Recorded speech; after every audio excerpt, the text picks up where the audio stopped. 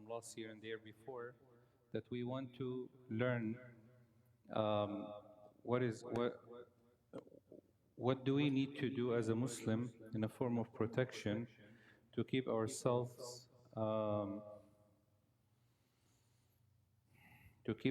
protected from the harm of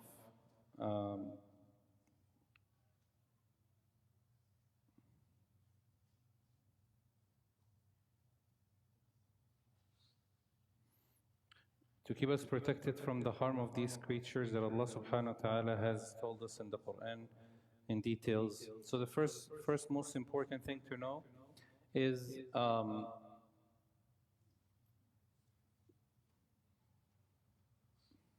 when Allah subhanahu wa ta'ala speaks about a matter in the Quran or the Sunnah, then there's always significance in it,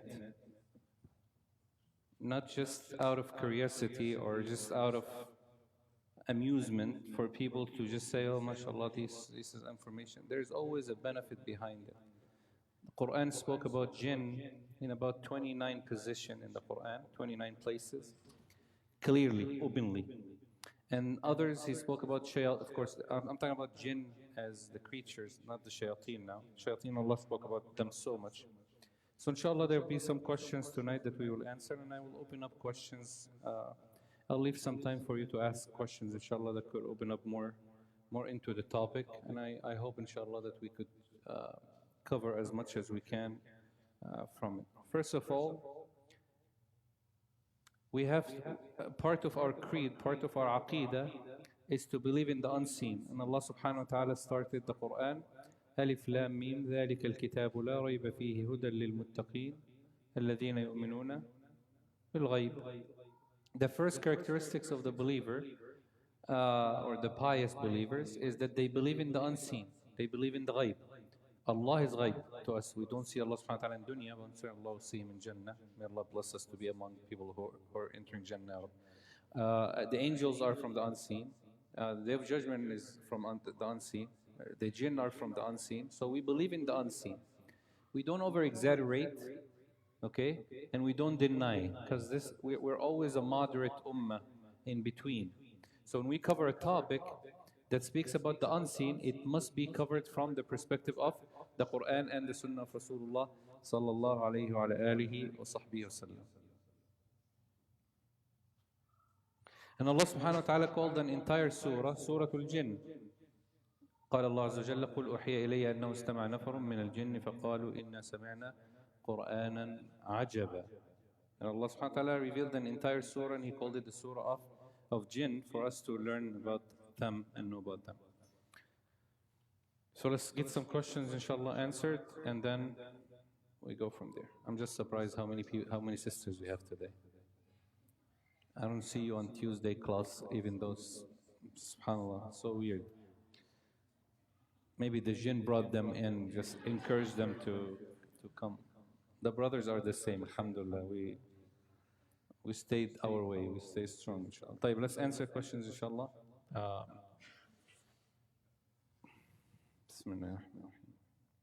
Okay, so what do we know about jinn? First of all, why are they called jinn? They're called jinn, anything that is concealed, anything that you can't see. Anything that your eyes can't see, it is called jinn. Jinn means to cover. And Allah subhanahu wa ta'ala said, فَلَمَّا جَنَّ عَلَيْهِ اللَّيْلِ, when the night covered up, the darkness of the night covered up. We say Al-Jannah is paradise. It's unseen. We don't see Jannah. Even if you stand by the doors of Jannah, you won't be able to see the inside of it. So anything that is concealed, anything that is covered, we call it Jinn. So anything that you can't see with the naked eyes. We have the surah, قُلْ أَعُوذُ بِرَبِّ النَّاسِ. The end of the surah, Allah subhanahu wa ta'ala said, مِنَ الْجِنَّةِ وَالنَّاسِ. So different between Jinnah and Jannah. Jinnah are Jinn. Jannah is paradise. But they have the same root, because both can't be seen. Okay? Can't be seen with the naked eye in their actual form. That's what we mean. I just went through my videos to check, to do review on this topic. And still, I have so many comments on my YouTube video. No, this is not true. I did see a jinn and I talked to a jinn. And someone said the jinn apologized for me. I don't know what did he do with them. And he said, he told me we were sorry for everything we have done. And people comment, people re-comment, and people actually comment on his comment. Can you send me your information? This is interesting. I want to talk. I'm like, so they, even though the whole video was about 10 minutes, and the video clearly said you can't see them. Because why we can't see them? Because the creation itself, the components itself, Allah subhanahu wa ta'ala made it hidden. One, two, the Quran is very clear. When we have an explicit ayat in the Quran, we cannot just go against these ayat. We cannot just say, well, the ayah says this, but you can't. Because Allah subhanahu wa ta'ala said, إِنَّهُ يَرَاكُمْ هُوَ وَقَبِيلُهُ مِنْ حَيْثُ لَا تَرَوْنَهُمْ. He and his offspring or his followers could see you and you can't see them. There is no more obvious or need evidence than this verse. He said, he will see you and you don't see them. So when do we see jinn? If they transform into objects. And when they transform into objects, they become controlled by that object. But in the way that they are created, how Allah created them, it is impossible for a human being to see jinn other than Rasulullah sallallahu alaihi wasallam, and mostly Sulaiman alayhi salam. What are they created from? Jinn are created from قال الله عز وجل وخلق الجان من مارج من نار. Al-Marij, he didn't say he created jinn from fire. He said he created him from the smokeless part of fire. Why is that so important? Because if we see this picture right here, the smokeless part of fire is this part right there, the top part where you could just place your finger in and out of it. So you have to think of jinn as that. They are smokeless fire. Yani they are like air. So they transform quickly, they move very quickly. And this is the actual form that Allah has created them upon, not how they are right now. And evidence for that is even us. What are we created from? The Prophet ﷺ, he said the angels are created from, huh? No one knows, mashallah. Huh? Light. The angels are created from light. And we are created from clay, dirt, soil. Are we dirt? So the component is that, okay, this is how we're created. But then Allah subhanahu wa ta'ala made us into the forms that we're in today with flesh and meat and bones and blood and all that. They were created the same way from fire. But are they still fire? No. Okay, they're created from the smokeless part of fire, but they're not in that form today.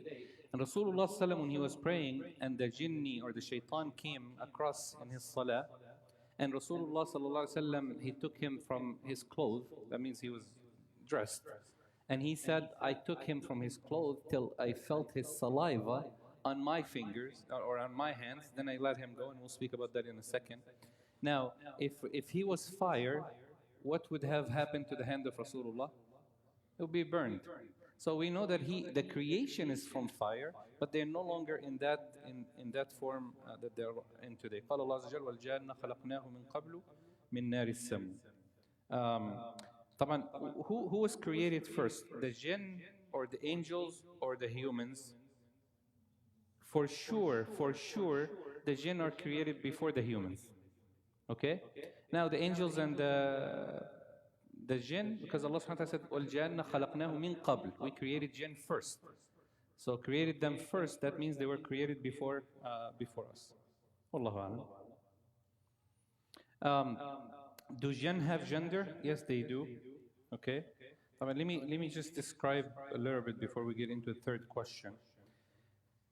Jinn have eyes, they have ears, they have tongues, they have mouth, they have bodies. Okay? They have hands, they have feet, they have horns. Some of them do have horns. And all of this are mentioned in the hadith and in the Quran. They have saliva, and so on and so forth. Okay? They eat and they drink, they hear, they see, they talk. قال الله عز وجل واستفزز من استطعت منهم بصوتك, with your voice, وأجلب عليهم بخيلك, bring your army who are riding horses. So some of the jinn do ride when they travel. وَرَجْلِكَ, and some of them they walk, okay, and so on and so forth. The shaitan, the Prophet ﷺ said, do not pray when the sun rises and do not pray when the sun sets, because the sun rises upon the horns of the shaitan. When the sun rises, the shaitan stands up, so the sun would rise upon the shaitan's horns. So when people pray, the shaitan feels good that people are praying for him.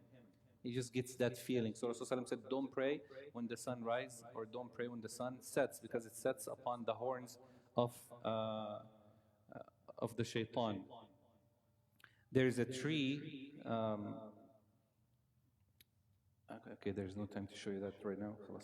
So, do jinn have gender? Yes, they do have gender. And the evidence for that is a very important hadith that we all use every day in the Sahih, that the Prophet ﷺ said, whenever you enter the bathroom, you should say, Allahumma inni a'udhu bika, oh Allah, I seek refuge, protection, from the male and female of jinn. Al-khubth are the male of jinn, and al-khaba'ith are the female of jinn. Why? Because the shaitan gets married, and the shayateen, they get married, they reproduce. And Allah subhanahu wa ta'ala said in Surah Al-Kahf, أَفَتَتَّخِذُونَهُ وَذُرِّيَّتَهُ, you take him and his offspring. His offspring, that means that the shaitan or the shayateen has, they have male and female, and they marry, and they produce. And Allah subhanahu wa ta'ala said, وَلَمْ يَطْمِثُنَّ إِنسٌ قَبْلَهُمْ وَلَا جَانٌ, the Hur al-Ain, the women in paradise, they were never touched by humans or jinn. That means they also enter Jannah, and we'll speak about that inshallah. That's all we need to know. That's good enough. They do have gender, just male and female.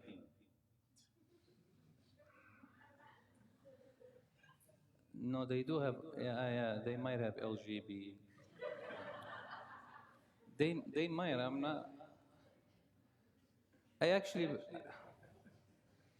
I'm so sick today, forgive me, but I'm not actually joking. I'm not actually joking. I am actually, okay, I know it's funny to you guys, but it's not. I'll tell you why I think that way. I'll tell you why. Just keep that in your mind for a second, and I'll tell you why. Imam Shabi rahimahullah ta'ala was asked once, he said, طبعا the human marrying a jinn or a jinn marrying human, the scholars also speak about that. Our scholars didn't leave anything, alhamdulillah. They spoke about everything. They give us all the details about it. But it is possible? Yes, it is possible. It is possible. But I don't think it's possible to have children. Production is a problem. Marriage part is also an issue, because you don't know who you're marrying to. As a human with the jinn, that's why we don't interact in this way. But people do that. People do marry. You marry a jinn female, there's no wali, she transforms into a human being, and this is how you see her, and this is how you communicate, and how people do it in a certain way. Imam Shabi was asked once, he said, does Iblis have a wife? And Imam Shabi said yes, because the Quran said, أَفَتَتَّخِذُونَهُ وَذُرِّيَّتَهُ, you take him and his offspring. So the man, you know how Muslims are, mashallah. So the man asked him, he said, what was her name? So Imam Shabi said, I wasn't invited to the wedding. Okay? There's no point of questioning like that. What Allah tells us in the Quran is good enough for us to know and follow, and that's all we need to know from here. طيب. For the time, do jinn eat and drink? Yes. They eat and drink, and they are upon two categories. They eat and drink what we eat and drink. What we eat and drink. And they are believers and disbelievers. We'll speak about that in a second, inshallah. This should come first, but we'll speak about it. The believers' jinn. The believers' jinn. Okay? They eat what you leave behind from your food. Or the disbelievers, or the shayateen, they eat the leftover that you don't say Bismillah upon eating, or before eating, or upon slaughtering. And the Prophet ﷺ, he said that Allah subhanahu wa ta'ala would return the bones into meat for them. So if you have a drum, that's why we're not supposed to break the bones when we eat.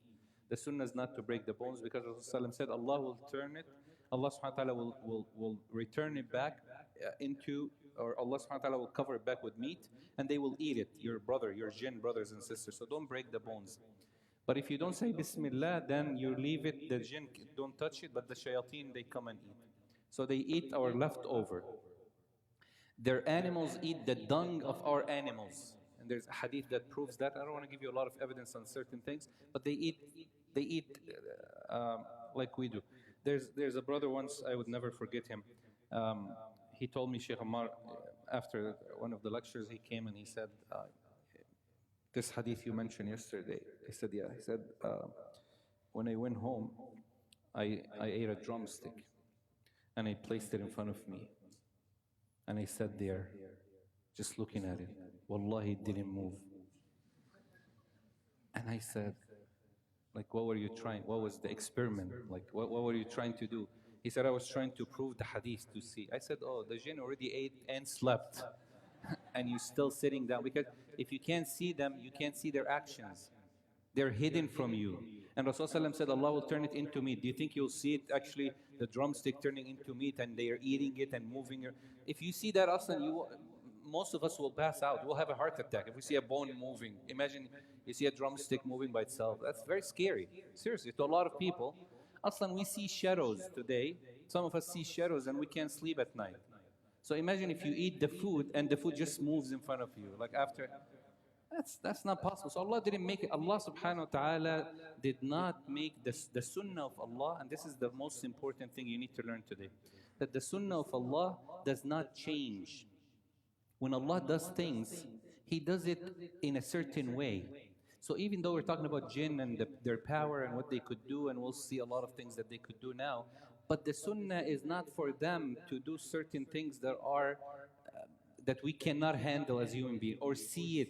Okay, and that's why Allah made them hidden, because if we were able to see jinn, we won't be able to survive. We won't be able to handle the things that they do. Okay, why? Because it's out of the ability of a human being. So that's why Allah subhanahu wa ta'ala made it what? Made it hidden from us to see. But there's so many ahadith. The Prophet ﷺ said, don't eat and drink with your left, because the shaitan does eat and drink with his left. If one of you drops food on the ground, then pick it up and say Bismillah, blow in it and say Bismillah if you want to eat it back. When you enter the house, say Bismillah, the jinn will leave, or the shayateen, we'll talk about them now in second too. And then when you sit and eat and you say Bismillah, then they will sit and eat with you. If you say Bismillah, they will leave. There's so many stories that happened to the Sahaba where the jinn used to steal food. And we all know the hadith of Abu Hurairah radiallahu anhu, when the man came and he stole the sadaqat, which was dates. And he took it, he said, I'm taking it for my children to eat. And Rasulullah kept telling him, he'll come back, he'll come back, he'll come back. Then he came third day. There's also a female jinn that she came to Abu Ayyub al-Ansari radiallahu anhu, and she stole food from his house. But she transformed in front of him. He saw her as a cat the first day. Then he saw her the second day as an older woman. And the third day, when he got her, he said, Wallah, I'm not letting you go. The Prophet ﷺ, he said, she'll come back, okay? Because he releases her. She says, my kids, and they're crying. And so he let kursi. And she said, I will teach you ayah. And this is what you need to learn. If you recite this ayah, your house is protected from any shaitan. And this is the point. We have the Quran. We have the protection, alhamdulillah. We have the sickness and the cure. Ubay ibn Ka'b, radiallahu anhu arda, when he had a sadaqat that he used to distribute, and he found that every day that it gets less. So he scales it, okay, on the scale, then it's less than yesterday. So he was like, there's something wrong here. Then he saw a man in a form that was not, he was not like humans, but he is a human. But his figure looked so scary. So when he got him, he said, you should let me go or I would harm you. So Ubay said, what would you do? So he removed he moved his thobe. He said he lifted his thobe up for him to see, and he saw that he had goat feet. So he said, oh, you're from them. Okay, you know what? Then he let him go and he disappeared. So the point here is that they eat and they drink like we eat and we drink. And of course the hadith of the believer and the disbeliever. The shayateen, when they met, the shaitan of a believer said, hadith Abu Hurairah, shaitan of a believer looked rusty, messy hair, old clothes, very skinny. The shaitan of a disbeliever or disobedient looked very healthy, very well dressed, looked very nice. So they're talking to each other. The shaitan of a believer said, the shaitan of the disbeliever said, why do you look like that? He said, because I am assigned to a person, a human. When he eats, he says Bismillah. When he drinks, he says Bismillah. So I don't get to eat or drink or comb my hair or dress clothes. So that's why I look like that. The shaitan of the disbeliever said, oh good, I'm assigned with someone he doesn't even remember Allah, so therefore I join him in everything, his clothes, his food, and so on and so on. So when you dress your clothes, just say Bismillah. It's very simple. When you eat Bismillah, then you protect yourself. Simple words will protect you from their harm. Where do jinn live? Jinn, they live, we have categories of jinn, okay? And we're talking now about, okay, you have to differentiate between two things. And I think maybe, what are the names of jinn? Okay, yeah, let's talk about the names of jinn so we could understand what we're talking about. Okay. So, jinn are the actual creatures. The creation itself is called, they're called what? Jinn. We are called what? Human, ins, yes? From among us, we have Muslims and non-Muslim, we have atheists, we have disbelievers, we have white, black, yellow, blue, red, we have all colors, all faith, everything, yes? They're like that. So the creation is, they're called what? Follow with me. The creations are called what? Jinn. The ones who disobey Allah are called shaitan. So every jinn is a shaitan or every shaitan is a jinn? Which one? Every shaitan is a jinn. Now, the angels, Allah created the angels, okay? And then Iblis is from the jinn. When he obeyed Allah and he used to be a great worshipper, Allah elevated him with the angels. So he was worshipping Allah in Jannah with the angels. When he disobeyed Allah, when Allah created Adam and Iblis disobeyed, okay? Iblis means to rebel or to get away from or be expelled out of the mercy of Allah subhanahu wa ta'ala, and that's why he's called Ar-Rajim. So he kicked him out. Okay, let me go back a second. We have the angels. We have jinn. We have shayateen. Who are the shayateen now? Huh? The disobedience or the disbelievers. They came to earth. Now when Iblis disobeyed, he came to earth, down to earth, and then he ruled over the shayateen. So he became, so Iblis is the father of, not jinn. No, he is from the jinn, but he is the father of the shayateen. And Allah told him, not only that, Allah said, I will give you a chance, a life chance to live till the day of judgment. So he's the only one who doesn't die till Allah subhanahu wa ta'ala commands for him. So here, now Ar-Rajim is someone who's expelled. This is just a characteristic. This one right here, Al-Qareen, is the last one that I want to talk about and I want to stop with for a few minutes. Okay? When the Quran speaks about jinn, 90% of the time Allah is referring to believers. When Allah subhanahu wa ta'ala speaks about disbelievers, He called them shayateen. Is that clear? Okay. وَإِذْ صَرَفْنَا إِلَيْكَ نَفَرًا مِنَ الْجِنِّ يَسْتَمِعُونَ الْقُرْآنَ قُلْ أُوحِيَ إِلَيَّ أَنَّهُ اسْتَمَعَ نَفَرٌ مِنَ الْجِنِّ. Anytime you see jinn, mostly they are talking about what? Believers. So we should not call the shayateen what? Jinn, and we should not call jinn shayateen. We have to be careful of the use of the word. Now, Al-Qareen is the biggest problem in our life. Okay? This guy right here. This guy right here is the trouble. Okay? Why is that? We have a hadith that is narrated by Abdullah ibn Mas'ud that the Prophet ﷺ said, every one of you is assigned a qareen as a form of a test. When you are born, you are assigned automatically a shaitan. So they are never, there's, Abdullah ibn Mas'ud said, Rasulullah ﷺ said, every human being. So they said, Ya Rasulullah, even you. In the Quran we have two words. We have the word sahib. Sahib means what? Huh? Friend, yes? Qareen means companion. So sahib in the Quran, he's referring to someone who's good, close to you, he loves you, he cares for you. So the word sahib is always used as what? As a friend, as a close friend. The word qareen doesn't mean that. Qareen could be good, bad, friend, non-friend. We're talking about humans. When Allah used the word qareen from the shayateen, so Rasulullah said every human is assigned a qareen. Now what's the problem with this qareen? They said, even you, Ya Rasulullah? He said, yes, even me. Except that Allah subhanahu wa ta'ala have held me against him. فَأَسْلَمْ. Now the word aslam, the ulama differ. Did the jinn become Muslim? Like the only shaitan who ever became Muslim is the shaitan of Rasulullah. Like Rasulullah gave him da'wah and he became Muslim. And the hadith says because he tells me to do everything that is good. Or فَأَسْلَمُ, that I am protected from him. Like he is with me, but Allah protected me from his harm. But for us, it will never happen. There is no way that your qareen will become Muslim. Why? Because you do not have a way to communicate with him. Like if somebody decides to go home today and speak to his qareen, you're going to be taken to a mental hospital. Because people think you're crazy. You're just sitting down talking. Your qareen is not going to be responsive. He's not going to be talking back to you, and he's not going to say, yes, tell me about Islam and what is that iman and all that. That doesn't happen like that.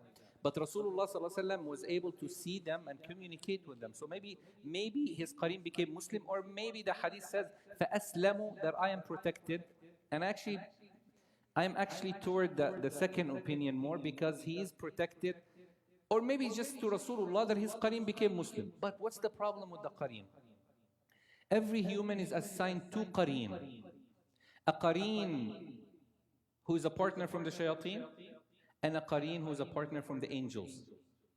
Now, وَقَالَ قَرِينُهُ رَبَّنَا مَا أَضْغَيْتُهُ وَلَكِنْ كَانَ فِي ضَلَالٍ بَعِيدٍ وَقَالَ قَرِينُهُ هَذَا مَا لَدَيَّ عَتِيدٌ أَلْقِيَ فِي جَهَنَّمَ كُلَّ كَفَّارٍ عَنِيدٍ قَالَ قَرِينُهُ رَبَّنَا مَا أَضْغَيْتُهُ. The first qareen is the angel, the second qareen is the shaitan. Okay? Qareen, the problem with the qareen is that he is with you 24/7. He knows what you say, what you do, what you think of, how you behave, who you meet. So your qareen is your biggest enemy. And we are supposed to control him by increasing our iman and our faith. The more we have faith in Allah subhanahu wa ta'ala, the less harmful that our qareen would become. The weaker we are, the Rasulullah sallallahu قال إن لكل بني آدم لمة من الشيطان ولمة من الملائك. That you will get like a whispering. They call the whispering of the shaitan or the inspiration of the angel. You have one of the two. Whispering of the shaitan, inspiration of the angel. If your faith, your iman, your salah, your recitation of Quran, your adhkar is good, then the whispering of the shaitan will be very weak, and the inspiration of the angel will be very strong. If you don't do any of the things that I just mentioned, especially adhkar, then you become weak in faith.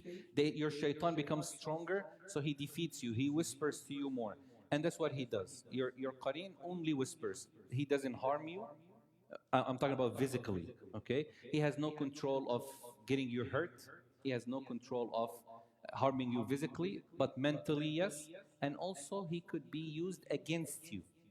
Like your qareen could be used, those psychs. Have you been to a psych place? Don't, because it's haram. But anyway, those people, sometime you go to them, and you say, they will tell you everything about you. Okay? They will tell you who you are, where you came from, how old are you, what you're missing in your life, you lost something that you're looking for, or whatever the case might be. How do they know that? They communicate through the shaitan that they have with the qareen that you have, okay?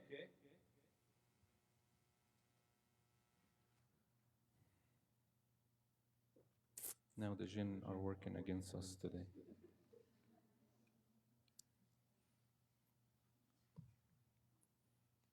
This is from the shayateen for sure.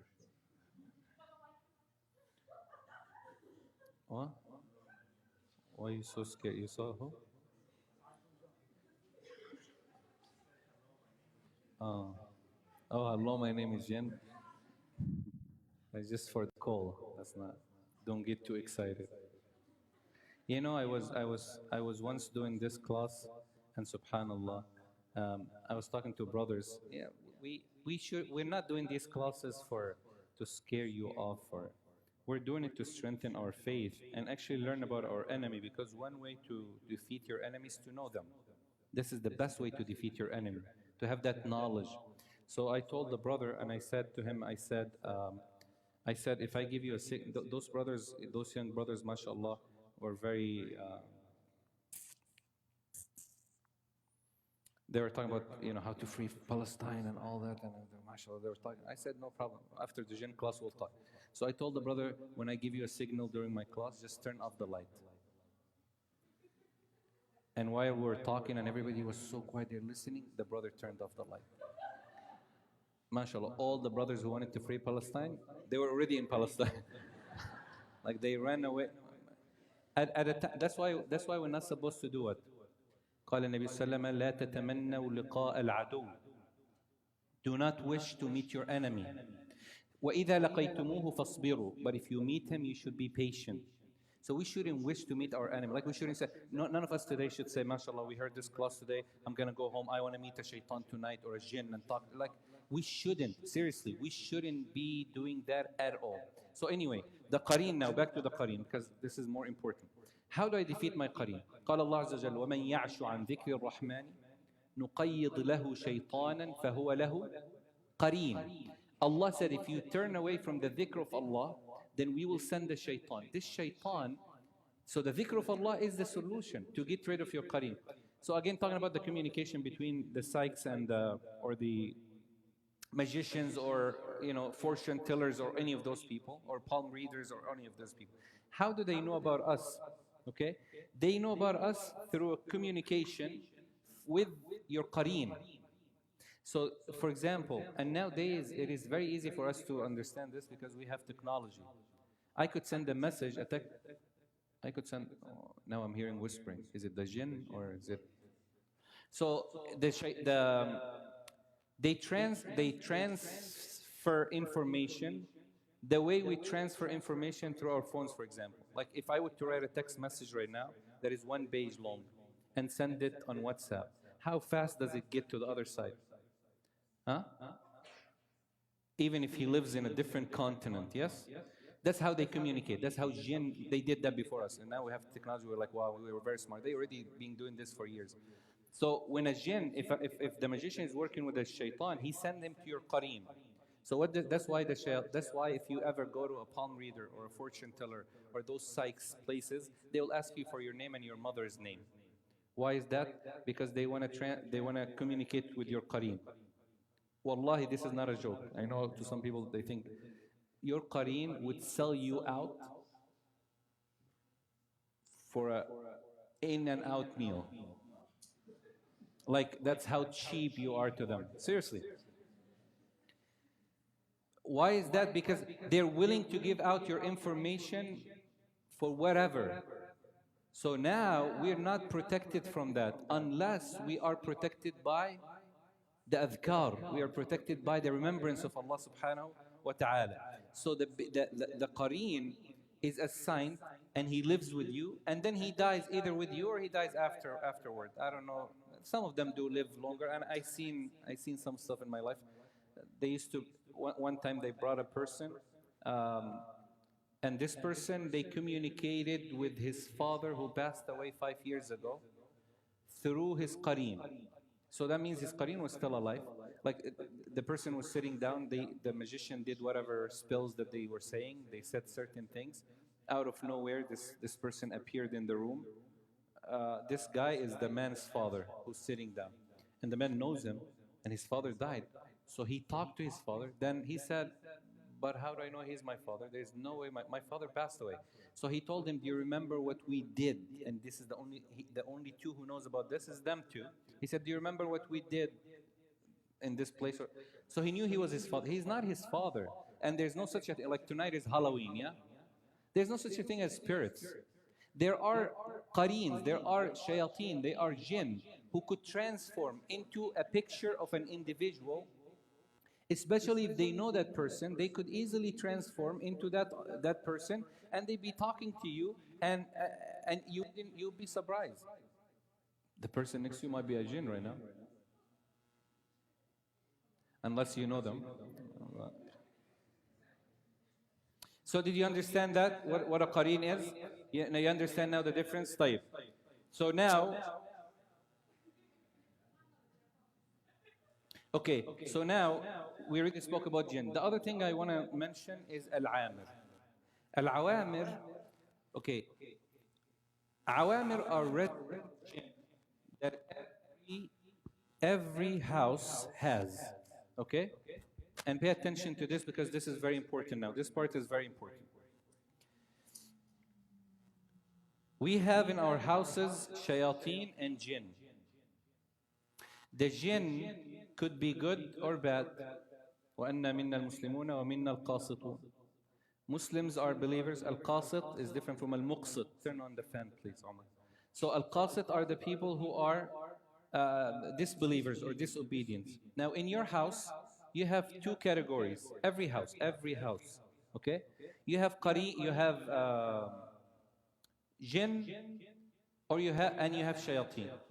First, the shayateen are not called residents. They are called shayateen of the house. They live in places like the dumpster area where the garbage is. They live in the bathroom. They live in the sink. They live in the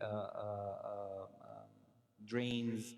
They live in places that are filthy. They live in rooms that are dirty. So these are what? Shayateen. Okay, and mainly the bathroom. That's why we should make this dua. And Rasulullah sallallahu alaihi wasallam said, when you make a dua, Allah will cover, Allah will make a shield between you and them. Okay? Now, when you turn hot water on, don't ever do that. Don't ever. Most harmful thing that you could do to the jinn in your house is to turn hot water on without saying Bismillah. Okay? Very dangerous. And most people are possessed by jinn because of that. They do that. So be careful. When you drop something in the room or something in the house, it could drop on a jinn. And I wanna give you a picture of we have different education level. Yes? The highest education level is what? PhD. Okay? So a person who's in middle school is not as smart as a person in high school, not as smart as a person in college, and so on. The more you increase in knowledge, the more you become more knowledgeable. Okay? So we have different levels of degrees and different level of knowledge. For jinn, the highest level of shayateen in shayateen's life, the highest level of education that they could get to, just to give you a picture, will be like elementary school, middle school. So most of them are what? Ignorance. They're very dumb. So when they do things, they're not doing it because they want to cause harm. They're doing it because of ignorance. So their harm is out of ignorance. So for example, if a person, like this sister that I know, may Allah subhanahu wa ta'ala bless her and protect her, Allahumma ameen. She told me she used to sing a lot in the bathroom, okay? And once she entered the bathroom, she went inside the bathroom, the curtain was closed in the bathtub, so something dropped. It was a shampoo or something, but of course she thought it would be something else. She passed out. When she passed out, she fell on a jinn who was or a shaitan who was in the bathroom at that time. This sister used to stand in front of a mirror like day and night, and she used to sing, and this is very dangerous. This is for especially for females. The reflection of a mirror when you're changing your clothes, if you don't say Bismillah, you're attracting the jinn in a not attraction like, no, I'm being very serious, Allah. I'm being very serious. I'm not joking right now. The sisters should be careful because the harm, and that's why a lot of sisters mainly, and brothers too. Nowadays, mashallah, brothers, they post their pictures naked in front of the bathroom, like their aura showing, and with all the love and respect, you go to the gym, keep it to yourself. No, seriously, don't they do that in front of the bathroom mirror and all that? Wallahi, this is very dangerous. That's why a lot of, if some of you wakes up in the morning with like bluish like bruises in your arms and your legs, your thighs area and all of that, believe me, this is all harm of the jinn. And the reason is that reflection that they get, that attraction that they wait for to be able to get closer to you. And that's why if you have a mirror in your house, it shouldn't be facing you if you're sleeping. And when you wake up and you sit up, it shouldn't be in front of you. This is very, very dangerous. And Allah, I'm giving you now protection. I'm not just giving you stories. So anyway, this sister fell on napkins صح؟ ماء والماء الماء. So he's brother Muhammad. جزاك الله خير. تسلم. There was paper napkins or right there behind the yeah. So this sister, when she fell on a shaitan in the bathroom. And طبعا when we read and all that and we spoke to the jinn and the shaitan. Anyway, the thing he was saying is that she's always singing and she's, I don't know, maybe she didn't have a good voice. He didn't like her for some reason.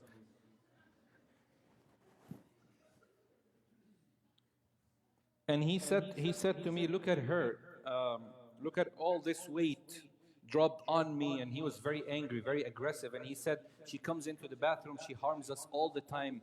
And she, not singing, no, not singing. طبعا hot water in the bathtub and all that without saying Bismillah. The point here is that she doesn't say Bismillah.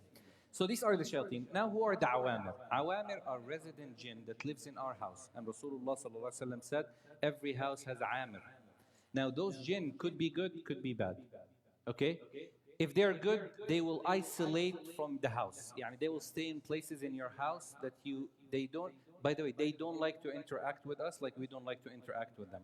If they are bad and you trigger them, and I'll tell you two things that trigger jinn in our houses most of the time. Two things mainly, okay? If there is no salah and Quran and dhikr and adhkar and all of that, if the house doesn't have that at all. Number two, if there's music in the house. The most that attracts the attention of the jinn is music. This is a default. Rasulullah ﷺ said it is the whispering and the sound of the shaitan. For them, they love the sound of music. So if you trigger the jinn, the awamir, the resident, they're not going to interact with you. Believe me, you live in your house for years, nothing happens. If you feel there's, Rasulullah said, play Surah Al-Baqarah every 3 days. They will disappear. Number two, spray the corners of your house with water that has Ruqyah, and you read Ayatul Kursi and Al-Fatiha. Make it a habit and spray the corners of your house. They will disappear. So there is no interaction. There's a sister, she used to call her husband, FaceTime him at work, and then she would see him in the kitchen with her at the same time. In the figure, he was just sitting down. The reason that is, this sister used, and I kept asking questions till she was playing music like almost day and night, like day and night. Okay, and I wasn't surprised that the shayateen will be into a house like that doesn't have adhkar or anything like that. So you are the one who controls your resident jinn. You're the one who trigger them, cause them harm, or do them harm. Ar-ruh, our spirit. Because of the time, I'm just gonna skip. لا خلاص, if the jinn are playing with the, leave it, Brother Muhammad. خلاص, if the jinn are playing, let them play. I can't keep reconnecting. They get so scared.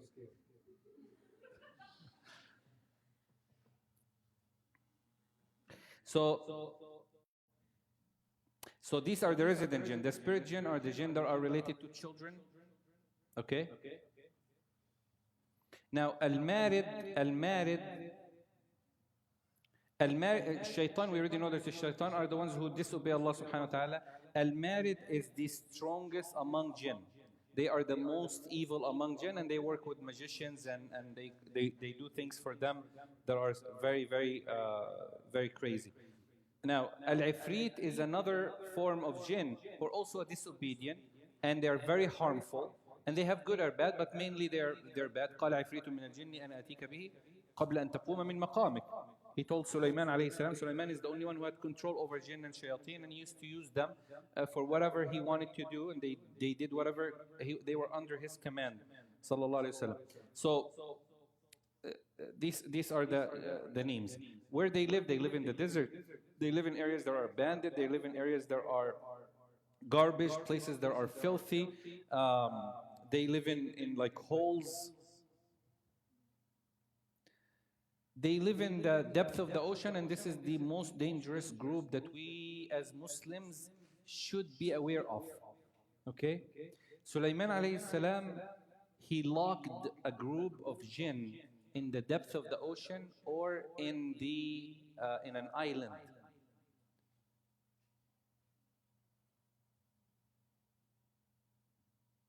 Okay? In an island.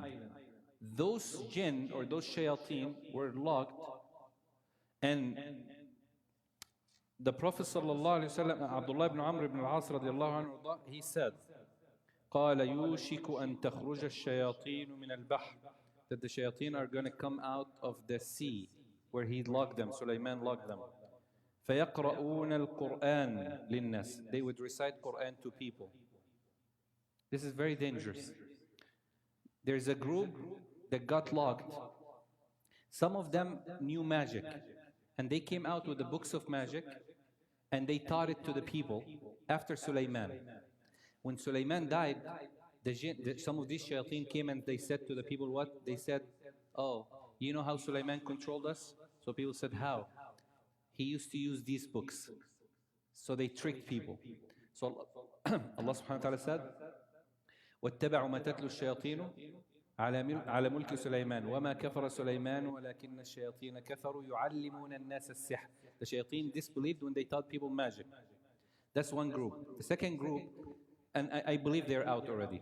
I personally believe they're out because they're teaching people Quran. What does it mean they're teaching people Quran? They're gonna come out, and I'm not surprised that, because shayateen, they ruled on earth once. Anybody know when? They had full power on earth for 600 years. Anybody know when? From the time of Isa to the time of Prophet Muhammad sallallahu alaihi wasallam. Everything that happened at that time happened mainly by the work of the shayateen. 600 years they had power on earth over humans. And they used to talk, how did people worship idols in Mecca? It was the shayateen who brought the idols. How did people use usury and interest and gambling? It was the shayateen. How did people start drinking alcohol? It was the shayateen. How did people do the things that they used to do? And it was the shayateen. The shayateen were the one convincing people of all these things. 600 years from the time of Isa, because there was no prophet between Isa and the Prophet sallallahu alaihi wasallam. So they had full power.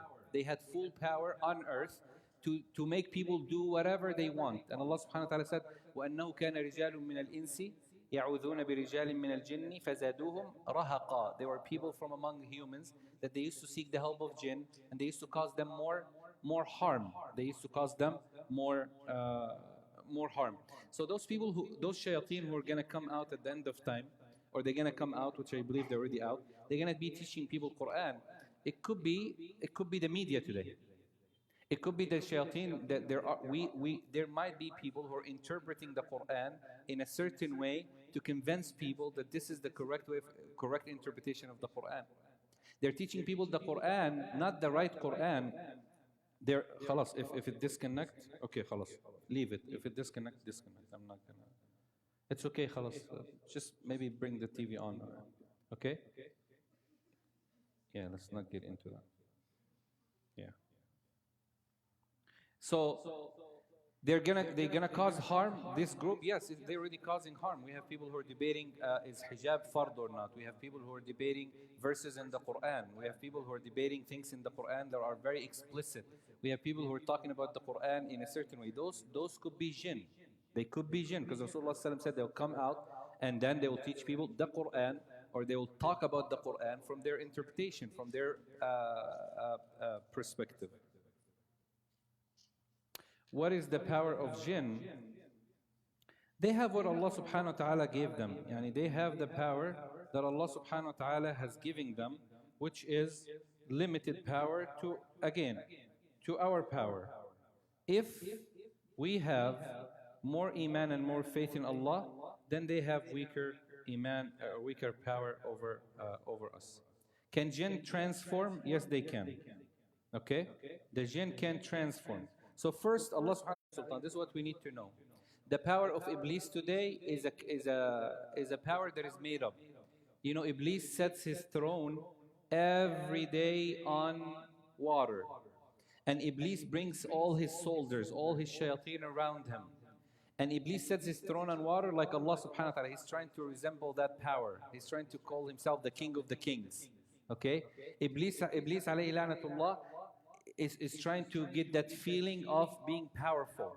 But at the same time, he said, قال فبعزتك لأغوينهم أجمعين إلا عبادك منهم المخلصين. He said, I'm going to misguide all your slaves except those who are pious. I can't get close to those who are sincere.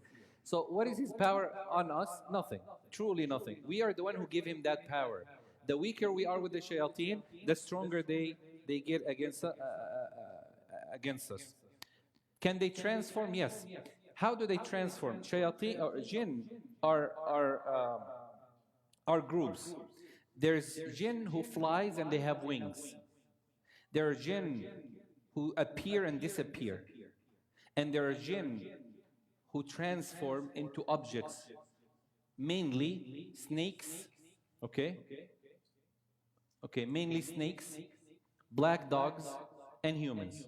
This is they could transform into any object, but not that every jinn could do that. They don't even have that power. They could transform if they use a certain spell.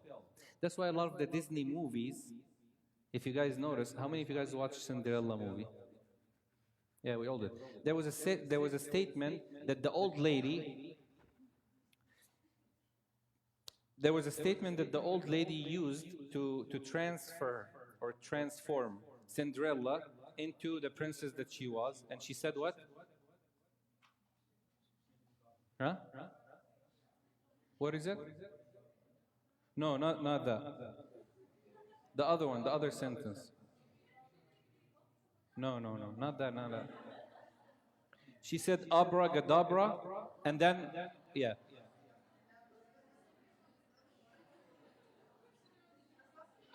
Huh? What?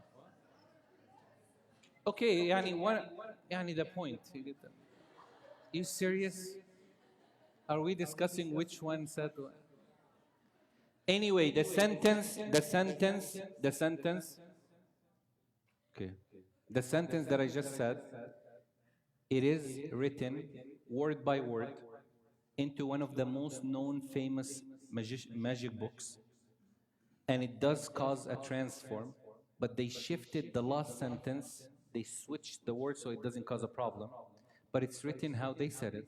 So you'll be surprised that a lot of these magic movies, okay, that is presented to our children, teaches people actual magic without knowing.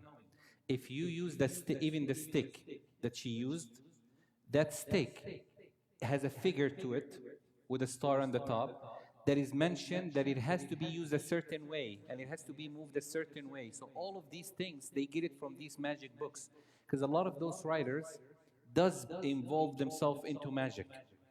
And the jinn and the shayateen are the ones who help them, and they help them pass through this knowledge so they could learn more and teach people. So yes, they could transform, but if they know the spells, okay, they could transform into mainly black dogs, mainly snakes. And that's what Rasulullah sallallahu alaihi wasallam, he said, we are supposed to kill the snakes. There are of two types. Okay, there are two types. The snakes that has a white and black thread, like a line on their back, those should be killed. And the snakes that has short tail, those should be killed, especially if they are in the house. When you see a snake in your house, not outside, in the house, عليك أن تحرج. You have to leave it for 3 days or three times. And you have to make this dua. You say, Bismillah, I ask you by Allah and the oath of Sulaiman to leave my house. If they are jinn, they would leave, or shayateen. If they are shaitan, who's rebellions, you could kill them at this moment and they won't be able to harm you when you say that. When the Sahabi came home and he found the snake on his bed and he killed the snake had some life and he attacked him back. So Rasulullah said, you have jinn awamir, resident who lives with you in Medina. When you see a snake in your house, they mainly, okay, they could be a snake, could just be a snake, and it could be a shaitan. Why couldn't they disappear? Because they have to say a spell. They have to say certain things like abracadabra. They have to say that. So when they transform, sometimes they do transform without knowing that spell to turn them back. So they are logged into the form that they're in. So for example, if there's a jinn who transforms, he knew the sentence, how to become a snake. He says it. He turns into a snake. Now he wants to give back to be a what? A jinn. He has to know the spell to go back. So he doesn't know that. So he stays as a snake. So you have control. So can you kill a shaitan? Yes, you can. If they do what? If they transform. Okay? And if they transform, sometimes it could be a human being. It could be a human being. It could be a black dog. Whatever. It could be a black cat. Whatever the case might be. But they transform into these objects. Yes, they do transform into these objects. Do they have religion? Yes. They have every religion we have. Okay? There is Muslims, there is Sunni, there is Shia, there is everything. Okay? They have everything we have. Will the jinn enter Jannah or hellfire? Yes, and we'll move on with that. How would they enter hellfire if they're created from fire? Like us. Abu Hanifa rahimahullah ta'ala, when a man denied that the shaitan will enter hellfire because he's created from fire, Abu Hanifa took a rock and he hit him in his head. So the man said, look at me, I'm bleeding and it hurts. He said, how? You're made from mud. So if the shaitan is made from fire, it doesn't mean he is going to be tortured in fire. And Allah subhanahu wa ta'ala said, وَلَقَدْ ذَرَأْنَا لِجَهَنَّمَ, we have created for Jahannam so many of the humans and shayateen and jinn, and Allah subhanahu wa ta'ala will torture them and punish them into hellfire in a way that Allah subhanahu wa ta'ala knows, and they will enter Jannah because Allah subhanahu wa ta'ala said, لَمْ يَطْمِثُنَّ إِنسٌ قَبْلَهُمْ وَلَا جَنَّ, and they're commanded like us. We have jinn, could be jinn in our masjid, could be jinn in, I know of a jinn, not of a jinn, like, let me say it the right way. I know through my years in this field, there are jinn who lives in Medina and they study in Medina, and they're like, sometime I was reading on a brother, he had 7 jinn possessing him, 7 jinn. Those 7 jinn, 3 of them, there was a husband and wife and their children. They were talking, they're debating. The husband and 2 of his children became Muslim. The women didn't want to become Muslim, and her daughter, I don't know who else, can't remember the. So they were talking. So she said, if you become Muslim, I'm gonna tell about you to the magician who assigned us to harm this person. So the jinn said, I need protection. So we taught him Ayatul Kursi. Then we said, go to Medina, in a specific place in Medina. You'll find a lot of jinn there who are studying in Medina, and they'll take care of you and they'll protect you. And he left the body. His wife stayed. Allah Alam what happened after that. I left the state. But so jinn are like that. They're Muslims, they're believers, they're atheists, there are and by the way, we sometimes when we hear about these things, we think of jinn like they're so, in like movies, they have those voices, and no, they speak like us. We have some people, mashallah, they have heavy voice, we have people who have soft voice, they don't have those echo voice. They don't. I spoke to a million, like not a million, but they don't. They speak. Some of them do understand languages. Some of them don't. The weirdest one I faced myself, personal experience. One time I was reading on an older man. This man passed out. I knew that this man had a jinn possessing him 100% because of all the symptoms that I have seen. Okay? And I'll tell you something about this field. Most people who come to me, or used to, out of 100 people, 80 has mental issues. Wallahi, there is no jinn or nothing. They're just mentally sick. Okay, whether it's bipolar disorder, whether it's depression, anxiety, whatever the case is. The 20 people who are left, only 5 of them has something wrong, and the rest are just illusion. Okay, why? Because some of them, this guy came to me once and he said, I have jinn. I said, mashallah, ready? Like he came ready. I said, do you see nightmares? He said, yeah. He said, how many a week? He said, how many you need? What do you mean, how many I need? Like, how many you see? Like, he wants to know how many I need to tell him you have jinn. Khalas, he is convinced. And I'll tell you of a story of how I played illusion on someone right now, just to. Anyway, this old man, he pointed at me. Okay, I had a pen like that. He pointed at it. So I took it out and I gave it to him. His son said, Sheikh, my father is illiterate. Like, my father can't read or write. And I said, but he's asking for a pen. He said, but this is so weird.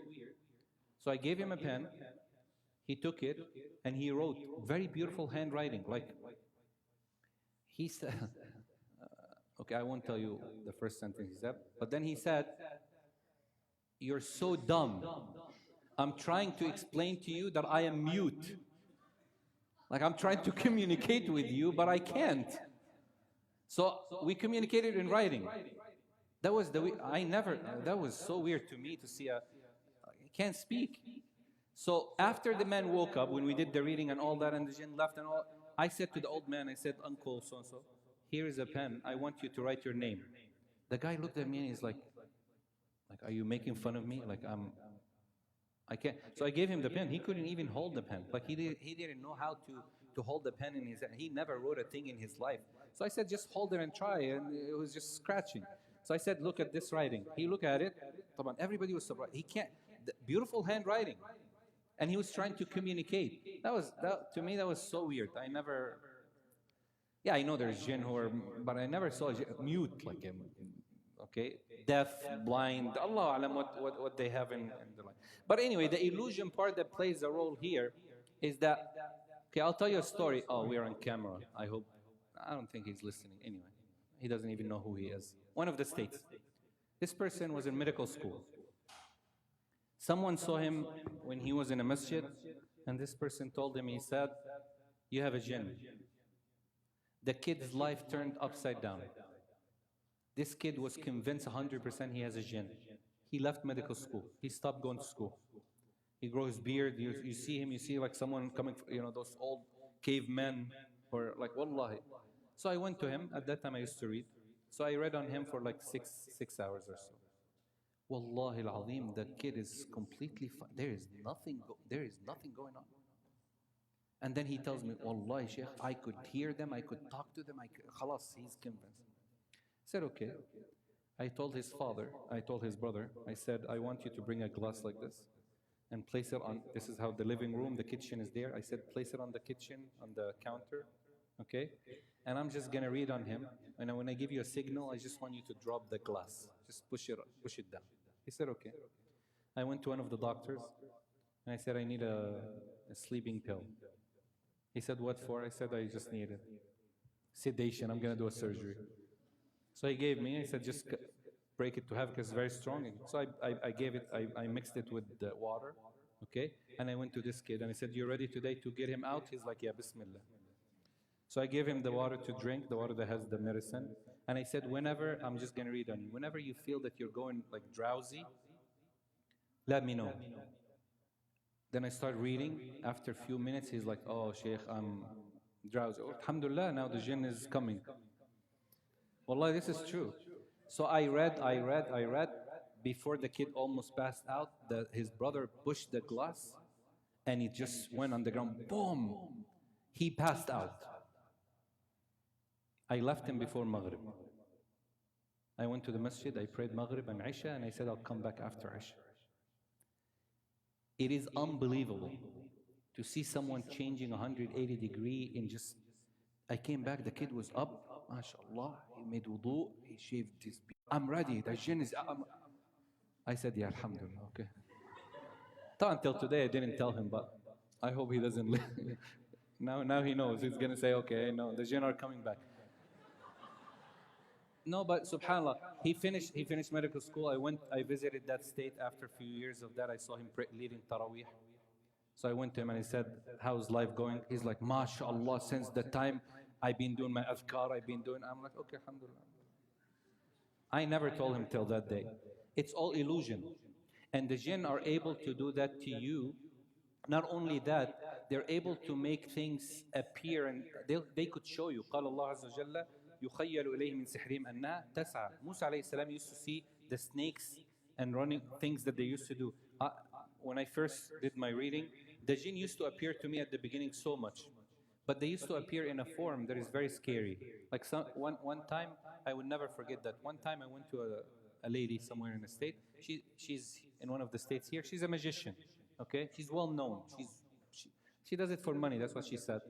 I told her. So she gave me a book to read. She showed me the back room and things there. Wallahi al-azim, this is unbelievable. You read a book. I'm scared of No, I'm not scared. I'm frightened when I see a rat. Like I can't even see a picture. Like I can't see a movie that like even a little, you know, those little white mice thing that you guys do. I can't. If I see one, I might not sleep. Seriously, I saw one coming out of a book that is black, and this rat would just get bigger and bigger and bigger and bigger and bigger and bigger, till its mouth became as wide as my size, and then it was dropping like blood. Taban, this is all illusion. This is jinn. This is shayateen. They're doing that. They could show you all that. Okay, so whenever, that's why we're not supposed to read about them. We're not like Halloween tonight. We're not supposed to go out in the streets and just be with the spirits. This is how they're gonna be. Seriously, they might. The problem is if they appear to an individual in that form. I know of a lot of people who got into this business of magic, billah, just by reading on the internet. This person told me he read for about a month. Every day he was searching up jinn stories, jinn life, jinn video. He said, one day I just heard whispering that told me to isolate in a room for 3 days. And he did what the whispering was saying. He said, I stayed in a dark room for 3 days. And then he said, I was afraid of frogs. I never seen someone scared of frogs, but anyway. I scared of rats, yeah. Yeah, but they're rats. And we're supposed to kill them. Rasulullah said, kill rats. They're filthy.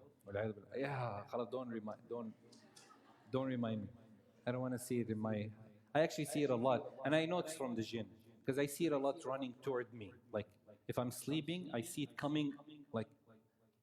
That's why I don't ever sleep in the masjid. I saw one here once. So this person told me, he said, this frog came out, and the frog was talking to him. Okay? I mean, if you see something like that, you will get very scared. Why? Because you're not used to it. When Abu Ayyub al-Ansari saw the women in a form of a cat, imagine this, you're sitting down somewhere in the dark and you have a cat next to you talking to you. That's not easy. So our search should not be to look for them, because if you do that, they'll have the idea of hunting you back. That's what they do. They feel like you want them, so they come to you, and whatever, when they feel like you want them, they'll show some service so you could give them back. And the only thing you're going to give back is your life, because you have to sacrifice everything. I would recommend you guys go on YouTube. If you have my channel on YouTube, don't subscribe or anything, just go. Wallah, there's a video I have, it's called The Journey of a Magician. Just listen to that journey.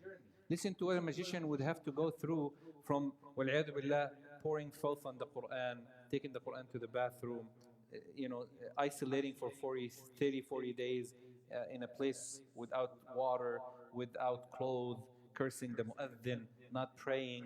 So many things they get till the shaitan comes and says, here, I'm at your service. They're not actually at their service.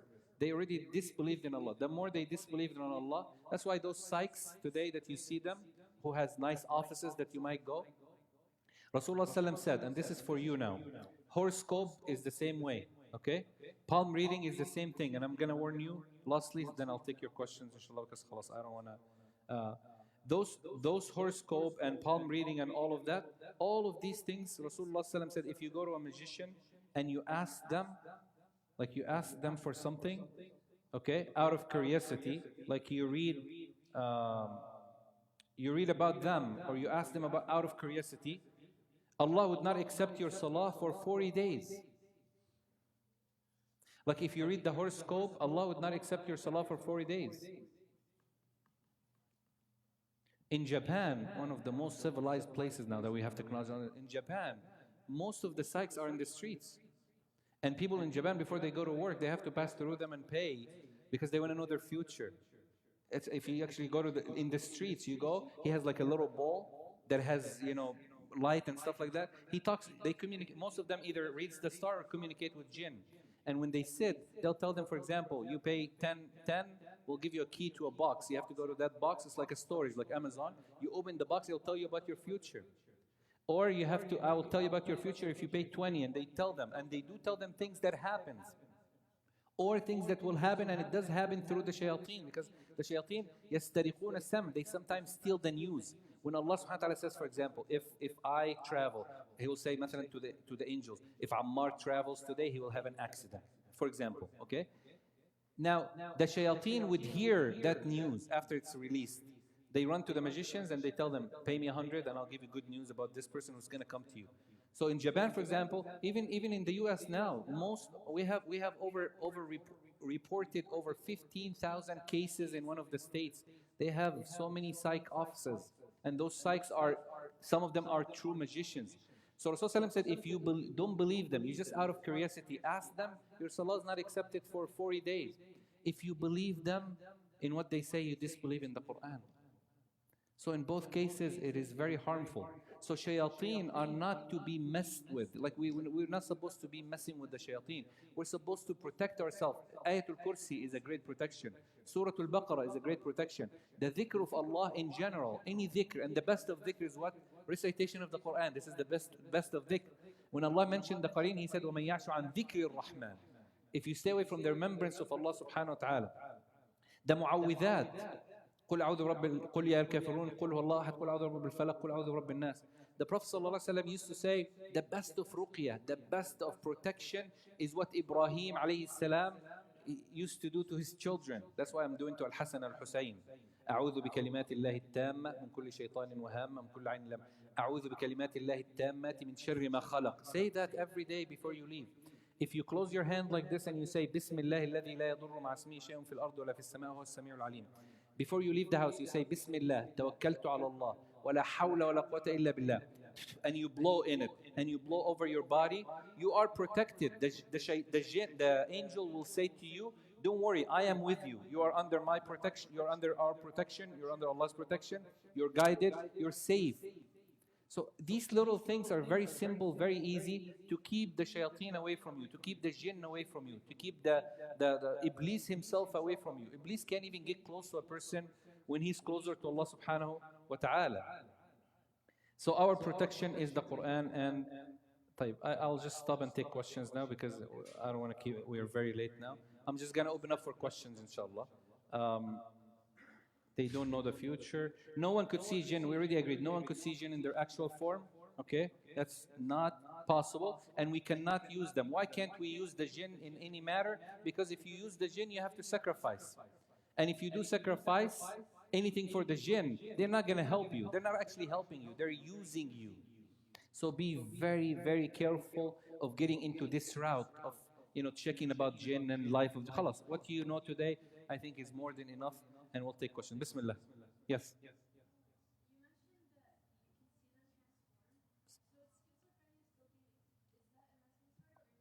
It is a mental, part of it is mental, part of it is from the jinn. Any of the phrenia, okay, that disease or sickness, a lot of it is related to jinn. If it's medically not diagnosed, if the medicine is not working, so there is no problem of doing ruqyah. There is no problem. Sleep, what is it called? Huh? That is also from jinn, mainly. But it could also be a medical problem. So the problem in our field, in Ruqyah, that there's like a thin line, there's like a line edge between the mental diagnosis and the jinn diagnosis or the position diagnosis. For example, seizure attack. Seizure attack could be from the jinn. And it could also be medical.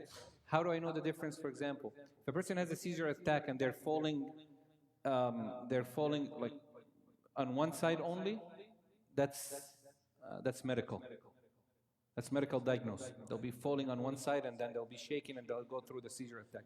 If they're falling up and down and back and forth, that's jinn. So that's the difference. So how do we know difference? Also experience. The raqi, or the person who does the ruqyah, with experience will tell you, this is mental or this is medical. No. Like the bruises in the body. The bruises could be a blood. You have a blood, you need to do a blood test. You do a blood test, they tell you nothing is wrong. Nothing is going, you're completely fine. And these bruises, especially in the arm, if you see bluish bruises in the arm and the body, then know that there is a jinn who's trying to harm you. Why they're trying to harm you? They're just trying to attack you, physically attack you. So how do you protect yourself? Very easy. Olive oil, you read Al-Fatiha, you actually read in it, like you blow your You're breathing. Al-Fatiha, Ayatul Kursi, the four Qul, you blow, you take it at night like lotion, you rub your body with it. 15 days. If you're still getting those bruises, then you have to go see someone. If the bruises disappear, then alhamdulillah, you're completely fine. So we have the cure, alhamdulillah, in the Quran and the protection. Yes, one sister, one brother, huh?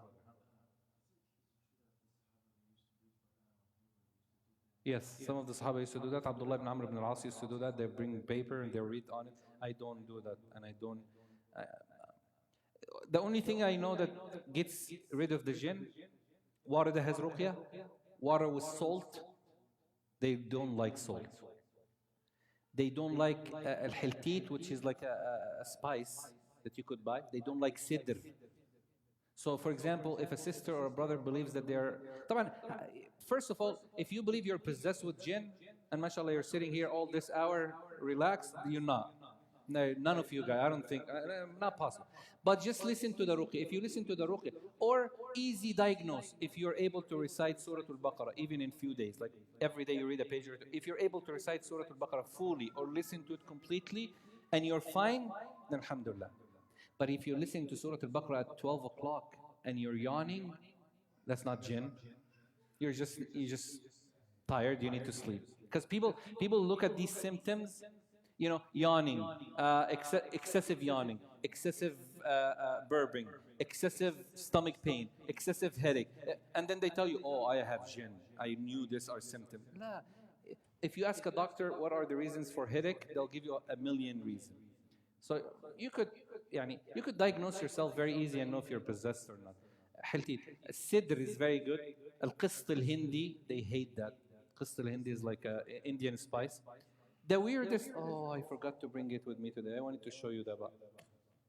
I collected a lot of magic last week when I was traveling. Here, people are selling them here. One of them, I was so weird.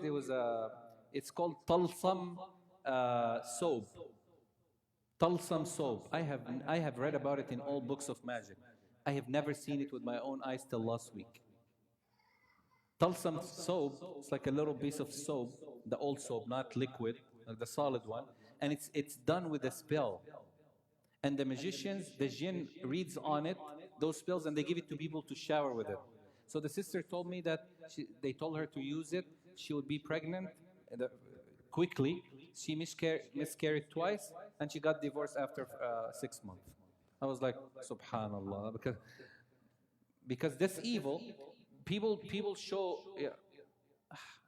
Let's not show you scary pictures, but it's okay. Okay, any? No, these are magic. Can a jinn help me to get this? Okay, yeah, go ahead, yes. Go ahead.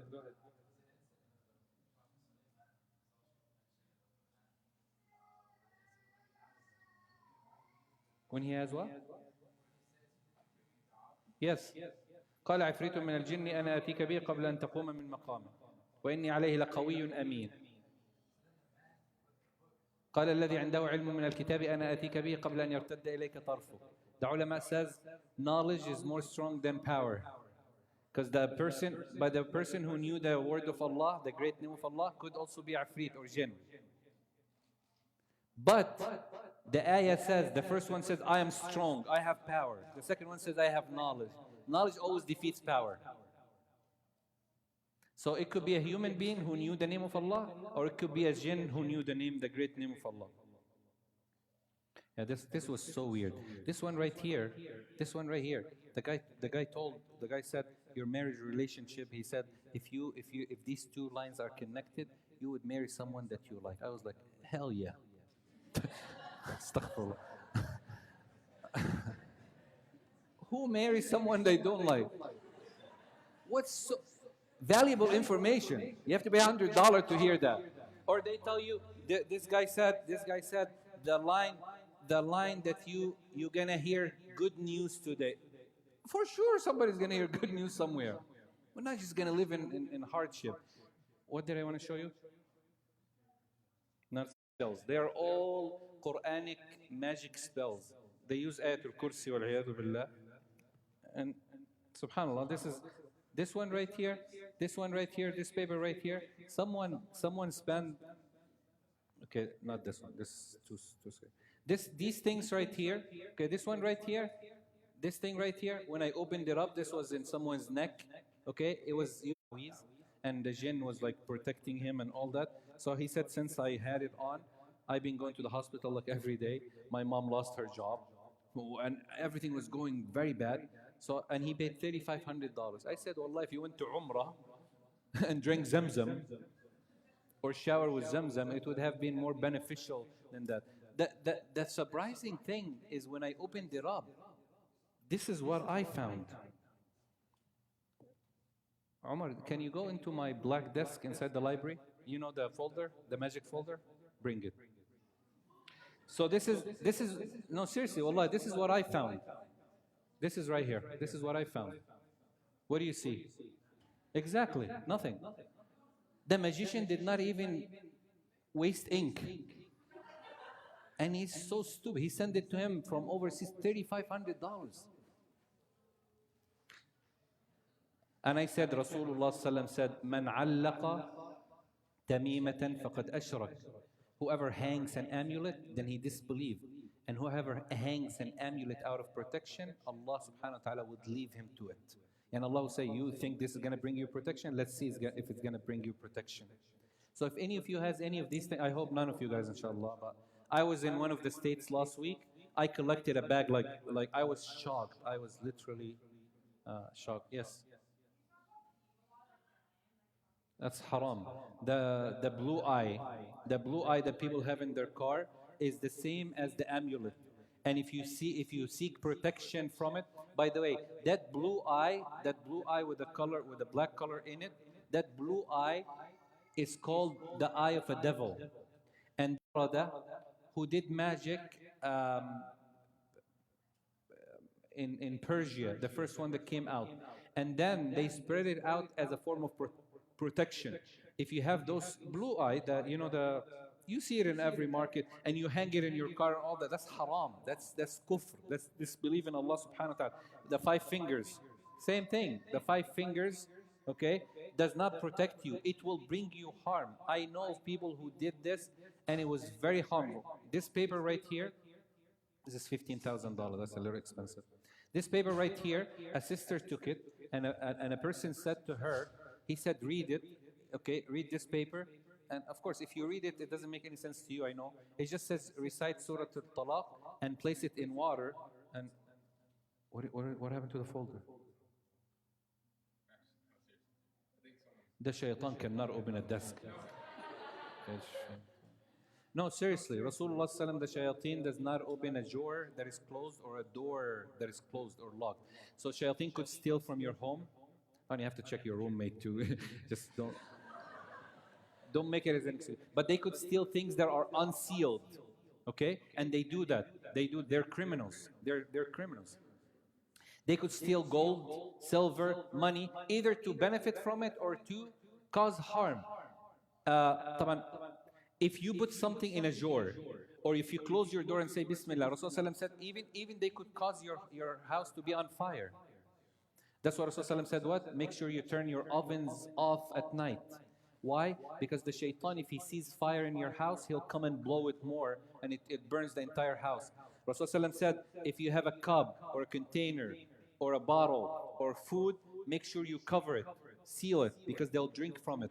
If you come in the morning and he drank from it and you drink after him, he could harm you because you didn't say Bismillah. So Rasulullah said, if you can't find anything to cover it, then at least place something on it to cover. Don't ever leave your food uncovered at night, especially at night time. These little things you guys should know. You should learn. But of course, this should not. These are all magic. I don't know. These are not the ones I'm looking for. But she got divorced, and all her family, almost all her family died. Seriously, 7, 8 of her family members died when she took this paper and she read on it. He read on it and he gave it to her. So if you read it, it just says read Surah Al-Talaq and so on. These numbers that you see in the middle, if you transform these numbers into letters, it all says filthy. Read Quran with filth. Take the paper, throw it into a filthy blood, take that filthy blood, throw it into a urine, take that urine, put it into the bathroom, and then shower with it. But she didn't know that because all it says is just read Quran, but she didn't know the numbers. So when we did the transfer, this was actually said, and it caused her a lot of harm. Yes? Ta'wiz. All ta'wiz are haram. All ta'wiz are shirk. I know everybody wears ta'wiz in our countries. These are all ta'wiz. These are all here. These are all ta'wiz, amulets. Haram.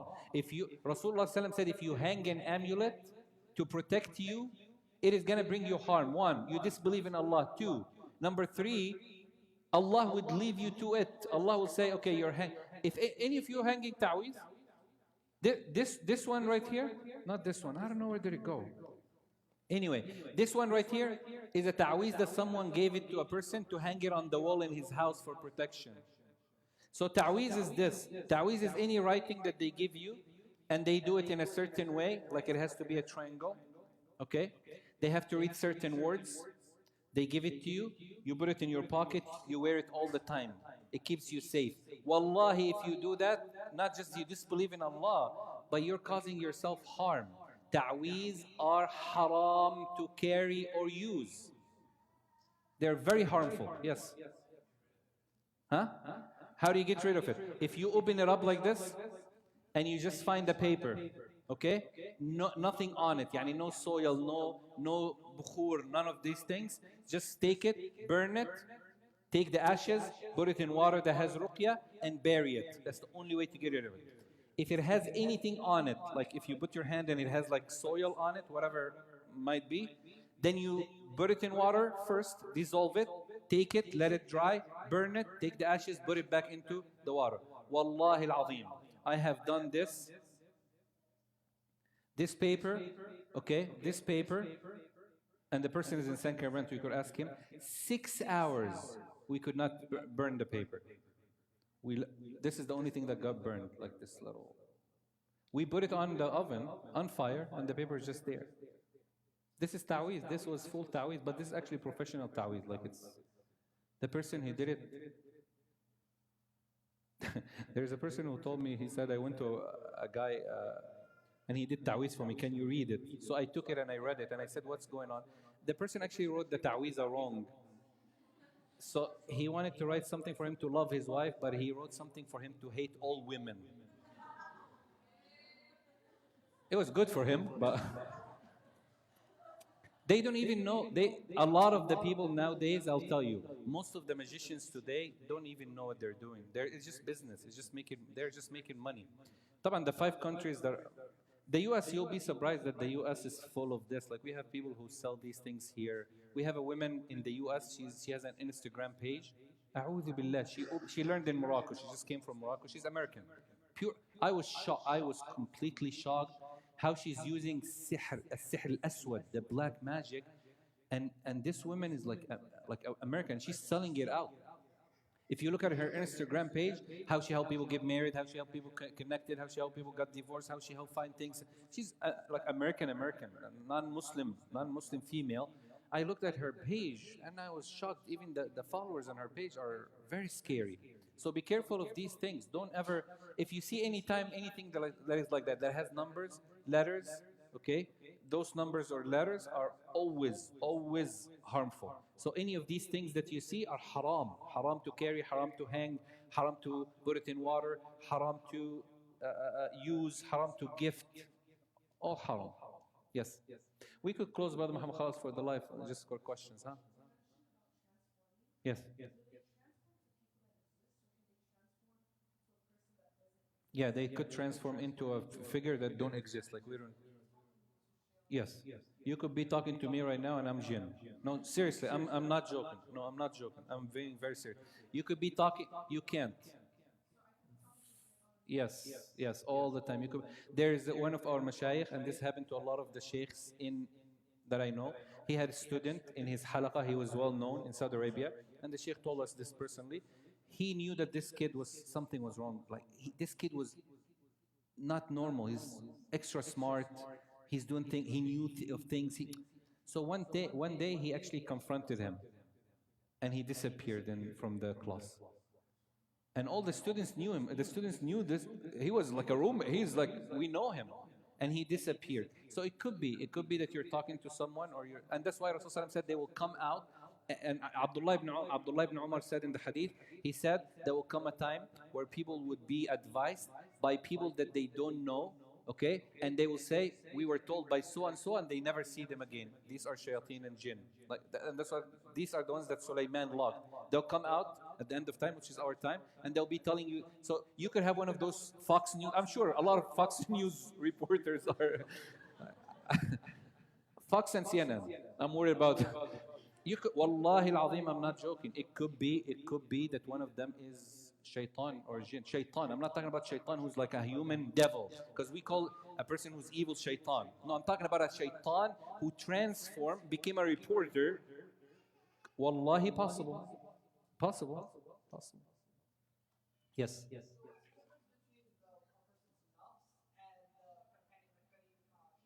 Yeah, anything that you desire is from your nafs, and the shaitan pushes it. Anything that you don't desire but you're forced to, or you regret after, it's from the shaitan or from your qarin. That's one differentiation. Yes. No.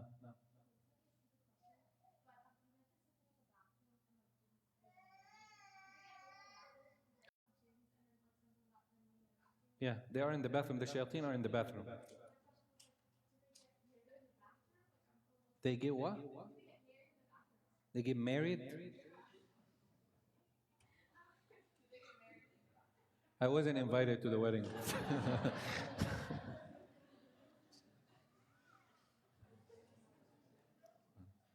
You have to understand their life, they have a life that is, so the bathroom to them could be like a universe to, I don't know, their life is different. So they could be enjoying this bathroom for whatever reason. They could be going in and out of it, traveling, coming back. So get married in a masjid? Yeah, of course, because Allah subhanahu wa ta'ala said we have sent prophets to every nation, even the jinn, except from among them, okay? Except that Rasulullah sallam was sent to both humans and jinn. So if two jinn want to get married, do they have a scholar who could do the marriage? Yes. They have imams? Yes. They have, yes, they have, I'm telling you, they have every group and sect that we have. So there could be a scholar from the jinn who does the marriage contract for them, of course, because they have to marry the same way. They're religious. Ibn Taymiyyah rahimahullah ta'ala, he was in prison. And one of the leaders came to him and he said, we heard that you used to go out of prison at night and teach and come back to prison. Ibn Taymiyyah said, what? There is no way that I did that. That's a jinn who transformed in my figure to teach people.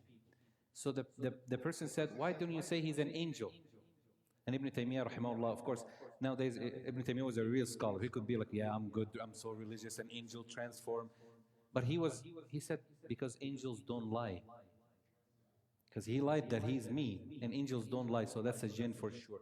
The jinn used to be in the masjid in Medina up to the 80s, 90s. They used to leave at night, and they would leave that masjid empty in Medina, and they used to hear that the jinn going inside to pray night qiyam. And they would hear them reciting Quran and leading. So they are. The Masjid of the Jinn is well known. Not the one in Mecca. The one in Mecca is just a place where they met. It's not actually a Masjid of the Jinn. It's where Rasulullah ﷺ met them and he saw them and he talked to them. But he said to Abdullah ibn Mas'ud, he said, stay behind this line. Don't cross it or else they would harm you. Yes. Any other question? Yes. Most of them are triggering jinn. Nope, especially at night or in the dark, because okay, possession happened by like an attack. That's why, for example, there was a well-known incident of a kid. She was 7 years old in Alabama, and she got attacked by 7 jinn, and they were harming her. Actually, it's on YouTube. You could search it up. And they got rid of. She became Muslim and her family because they got rid of it through Ruqyah and Quran. This girl, the reason is her oldest sister scared her by the garbage air. Like she hid, you know how she was going to throw the garbage, then she got up suddenly, so she got so frightened, she shouted out, there was jinn there, she did something on like that.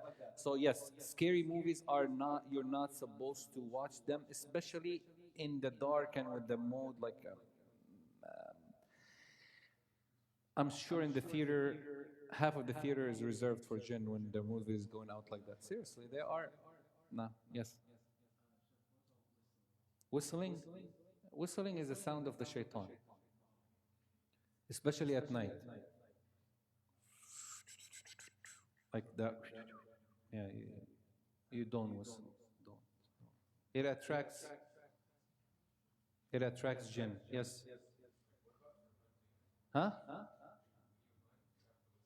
Yawn. Run. Hunt. Yeah, I'm talking about whistling at night when you're doing it for no reason. That's a whistle of the shaitan, but that's fine. Yes. No.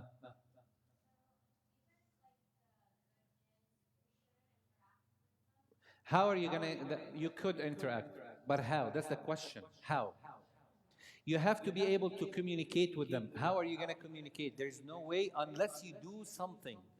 And the only way to communicate with jinn, that these creatures, is that you have to do things that is, it's like rules. There's a book called Shams al-Ma'arif. This book, A'udhu Billah, it's sold on Amazon now for $11.